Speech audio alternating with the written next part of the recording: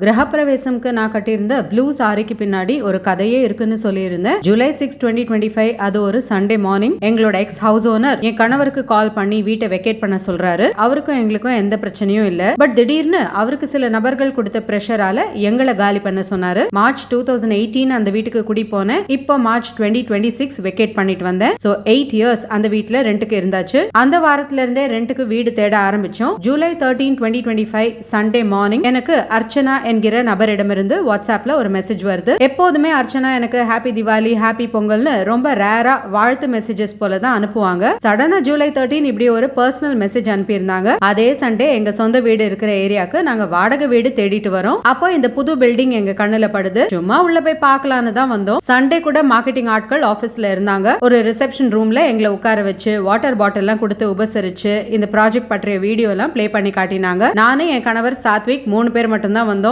அந்த டே கூட சென்னையில சொந்த வீடு வாங்குற ஐடியாவே இல்ல எங்களுக்கு. பட் ஜூலை 13ல இருந்து 1 வீக் 10 டேஸ்க்குள்ள என் கணவருக்கு சென்னையில அதுவும் வாடகை வீடு இருக்கும் அந்த ஏரியாவோட அதே பின்கோட்லயே வீடு வாங்கி செட்டில் ஆகணும்னு ஒரு வைராகியம் பிறக்குது. ஆகஸ்ட் 6ஆம் தேதி அட்வான்ஸ் கொடுத்து 2 BHK புக் பண்ணிட்டாரு. ஜூலை 13 சண்டே நான் குளிக்க கூட இல்ல. வீட்டுல போட்டிருந்த நார்மல் ட்ரெஸ்ஸோட மண்டை மேல ஒரு கொண்டைய போட்டுக்கிட்டு கேஷுவலா வாடகை வீடு தேடுறதுக்காக கிளம்பினேன். அப்படியே இந்த புது அபார்ட்மெண்ட் வரும் பாக்குறோம். Within a few days flat book பண்றோம். யாராவது நம்புவாங்களா? பட் உண்மையா இதுதான் நடந்துச்சு. சோ லிட்டரலி சொரக்கா வாங்குற மாதிரி சொந்த வீடு வாங்கியாச்சு. மத்தவங்கள மாதிரி ரீசர்ச், அனாலிசிஸ், கம்பேரிசன், ஏரியாவா அலையிறது எதுவுமே கிடையாது. இந்த அத்தனை பாசிட்டிவான நிகழ்வுகளுக்கும் அர்ச்சனாவுடைய மெசேஜ் ஒரு அழகான ஆரம்ப புள்ளியா திகழ்ந்துச்சு. நம்மள பத்தி ஒருத்தவங்க கனவு காண்றது பெரிய விஷயம். அது நல்ல கனவா இருப்பது அதை விட பெரிய விஷயம். அந்த நல்ல கனவை பத்தி நம்ம கிட்டேயே வந்து சொல்றது மிக மிக பெரிய விஷயம். அதுக்கு ஒரு அழகான மனசு வேணும். இவ்வளவு பண்ணிருக்காங்கன்னா அர்ச்சனா கண்டிப்பா என்னுடைய சொந்தக்காரங்களா இருக்க முடியாதுன்னு புத்திசாலியா இருந்தா இந்நேரம் கண்டுபிடிச்சிட்டு இருப்பீங்க. திருமதி அர்ச்சனா யாருன்னா,